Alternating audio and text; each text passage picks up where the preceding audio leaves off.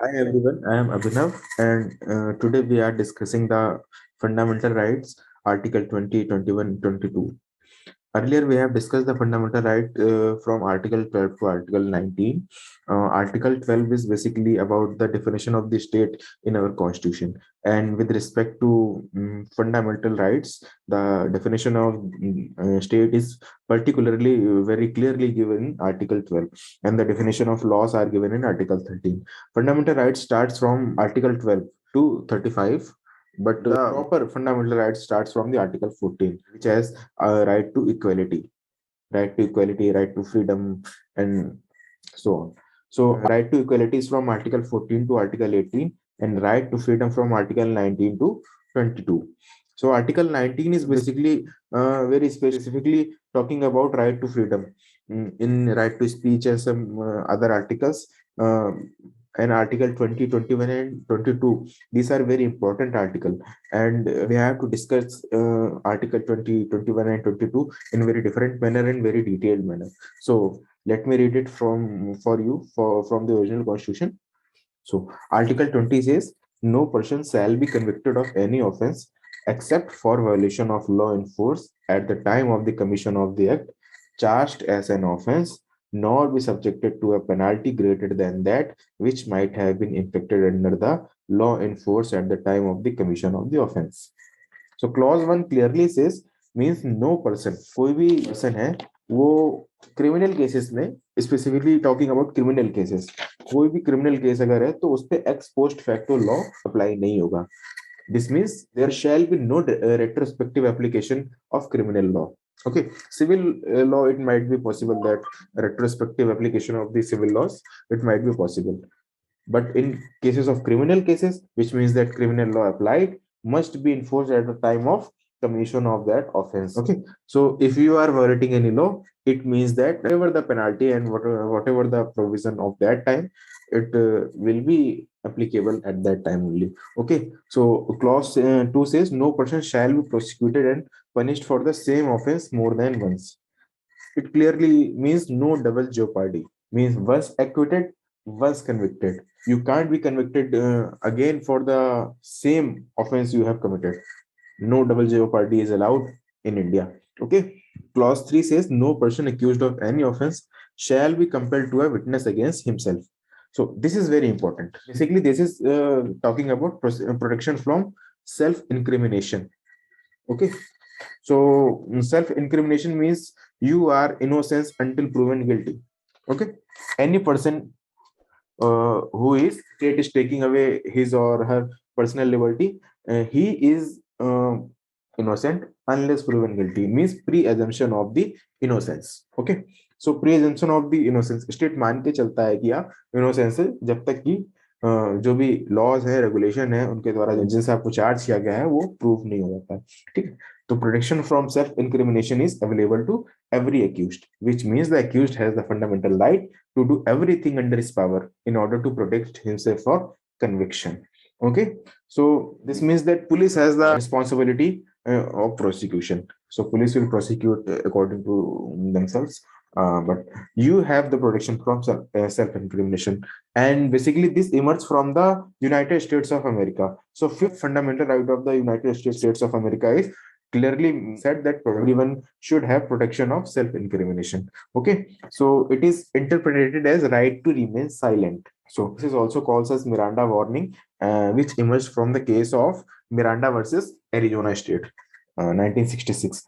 So Supreme Court has decided that giving blood samples, hair sample, DNA sample, narco analysis, lie detectors, basically these are not the value of the protection of self-incrimination, because these comes under the information and not as evidences. Okay, so this is also important under the protection in respect of convention for offenses. Okay, so the first clause says no person shall be convicted of any offense except for the violation of law. So everyone should have right to have a lawyer. For any conviction, the principle of natural justice must be followed. If you are convicted under any law, principle of natural justice must be followed in any circumstances. Means one of these principles is audi alteram partem, which means hear the other side as well. Okay, so And this is the moral responsibility of the state to provide a lawyer for you. Okay, so without a lawyer, there is no possibility of any conviction. So without a lawyer, no conviction is considered as legal. And if state is not providing any lawyer, so it means state is violating your fundamental right. And then you could go to the high court or supreme court for the violation of your fundamental rights under article 35 and high court. Okay, so in case of accused has not particular resources, financial resources to have a lawyer, then state shall provide you a free lawyer, because it is very necessary for the conviction of offences. Ordi alteram partem shall be followed in any circumstances by the state. State could not violate your fundamental right. Okay. So state is arresting you. So what is arrest? Arrest is basically taking away our personal liberty. However, it is allowed to take our personal liberty in if we are violating any law, and arrest is done by the procedure established by law. Procedure established by law shall be strictly followed. In that circumstances, state could take away our personal liberty. So arrest is basically personal liberty. So no person, Article 21 says, no person shall be deprived of his life or personal liberty except according to the procedure established by law. So basically, this is protection of life and personal liberty. So Article 21, most people think about that Article 21 is only about right to life, but it is also about personal liberty. It is very clearly mentioned that no person shall be deprived of his life or personal liberty except according to the procedure established by law. Okay. So, right to life also comes under Article 21. And right to life is a very broad, stretchable law, means Supreme Court and High Court, every time there are so many rights have provided under the right to life. And there is a proper list of rights which comes under right to life. Basically, what is life? It is properly defined by the Supreme Court in Maneka Gandhi versus Union of India case 1971, and the Francis Corelli Mullin versus Union Territory of Delhi 1981. Supreme Court interpreted the word life. It is not merely breathing. Life is not merely about breathing, but it is about living with choice and dignity. So, thus the word life, as mentioned in Article 21, it is not merely limited about breathing, merely breathing. It is living with choice and dignity, and this separate us from animal existence and ensure the choice of dignity. And Article 21. Several landmark cases have described the Article 21 and they have interpreted the Article 21. Like in the case of Shafin Jan versus Ashokan KM. Basically, it was the love jihad case. The Supreme Court dealt with the issue of right to faith and right to marry as an interpretation of Article 21. So everyone has right to marry with his choice. Okay. But if a person is minor who is not allowed to make a business contract by law, still has right to choose his faith. So parents could not impose their faith, their religion, or anything upon their children, because if anyone is minor, then it is also his right to choice which faith he or she want to follow. Okay, so there is another very important right to speedy trial. It was also interpreted as the part of the Article 21, and the case was Hoshanara Khatun versus Home Secretary State of Bihar, 1978. So basically, right to speedy trial means if state is delaying your trial, then it is also the violation of right to life. Okay, and there was another case that Olga Tellis versus Bombay Municipality Corporation 1986, means payment dwellers case. It is also called as payment dweller case. Supreme Court also recognized that right to livelihood.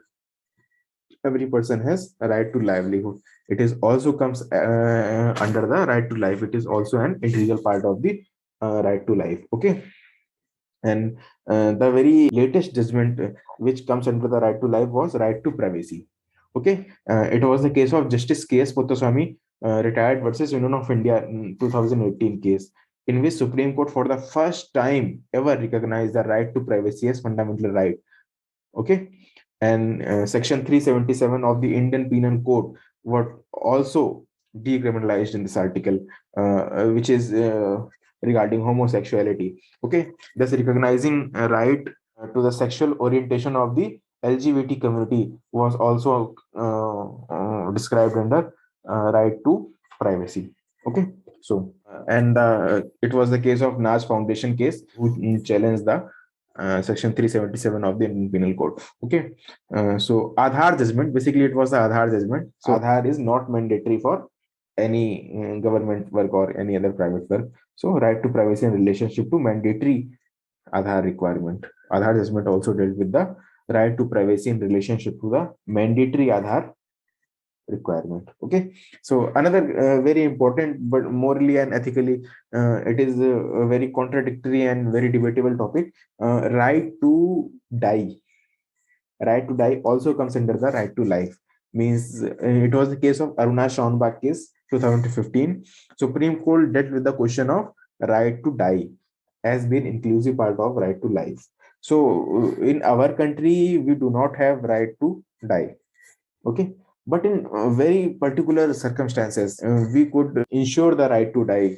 There are very detailed guidelines of the Supreme Court regarding this right to die, but active right to die could not be given in India. Passive euthanasia may be allowed under exceptional circumstances when a person is not live in there is no possible future of that particular person, so passive euthanasia might be allowed.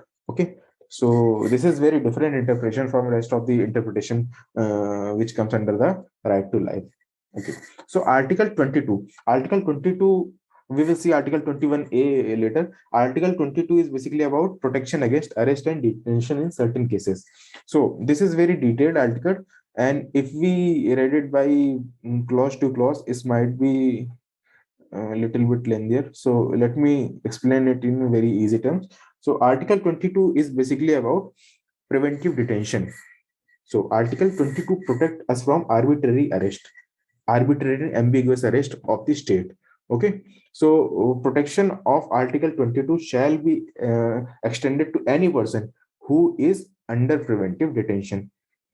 Okay, so Preventive Detention Act 1950 was the functional and effective law dealing with preventive detention. It was repealed in 1969 due to severe criticism, and there were some other act like MISA, Maintenance of Internal Security Act 1971, which came during the reign of Indira Gandhi. Okay, and there were some other act that still exist. Several laws still exist, that NSA, National Security Act, POTA, Prevention of Terrorism Activities Act, UAPA, Unlawful Activities Prevention Act. So these acts are basically preventive detention, and it cannot be done for more than period of 3 months. Okay, unless an advisory board made up with the High Court judges. If High Court judges are agree that preventive detention should be increased, in that cases preventive detention could be increased with sufficient reason. But unless and otherwise, state could not arrest you more than 3 months if it is not comes under the particular law. Okay, so preventive detention has been basically they are being criticized by the so many activists because it is the strictly violation of the Article 20 and 22. So, but there is a very important aspect of another side, that interest of individual could not be allowed to dominate the interest of the state. Okay, so this line is very important, that interest of any individual could not be allowed to dominate the interest of the state. Okay, because India has very anti-national forces. Since India got its freedom, India has faced so many anti-national forces right from the day of independence, like terrorist attacks and very state dividing factors are still working. So preventive detention acts are basically about to protect the sovereignty, security, unity, and integrity of the India. So in certain cases, it is necessary. But if state is using it frequently, then it is the violation of the fundamental rights. And everyone, any individual could go to the High Court and Supreme Court for the protection of his or her fundamental rights. Okay, so basically, preventive detention cases earlier 1978, state was only following the procedure established by law. Means if there is any defect in law, then earlier 1978, before 1978, Supreme Court could not do anything. But after the 1978, it was a case of Maneka Gandhi versus Union of India. Supreme Court, the very first time, utilized the principle of due process of the law. Means it is a judicial inquiry that it check the reasonableness and fairness of the law itself. Okay, so it implies that the law itself is unfair even if procedure established by the law.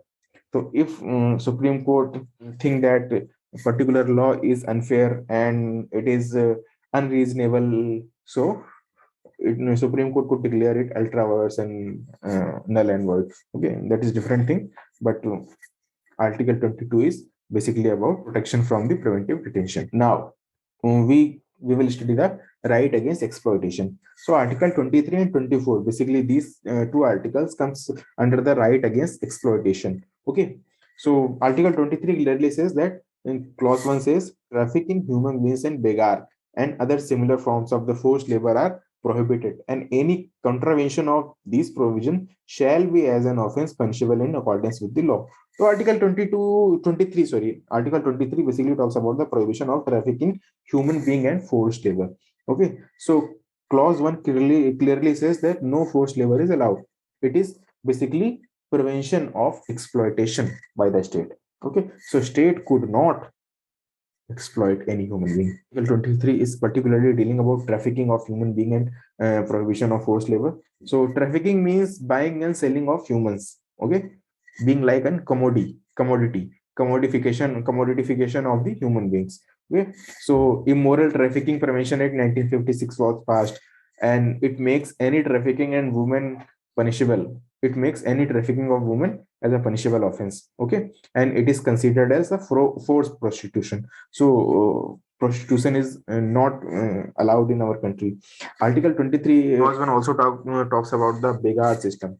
It prohibits the begar system, and with respect to begar system, prohibition of the begar system, minimum wages act 1976 and the bondage labor prohibition act 1976 was also passed. So begar system has been properly abolished. Devdasi system. We have Devdasi system in India, which was sexual exploitation. It was also abolished under Article 23. Okay. And the second is nothing in this article shall prevent the state from imposing compulsory service for public purposes. And in imposing service, such service the state shall not make any discrimination on grounds only of religion, race, caste, or class, or any of them. Okay.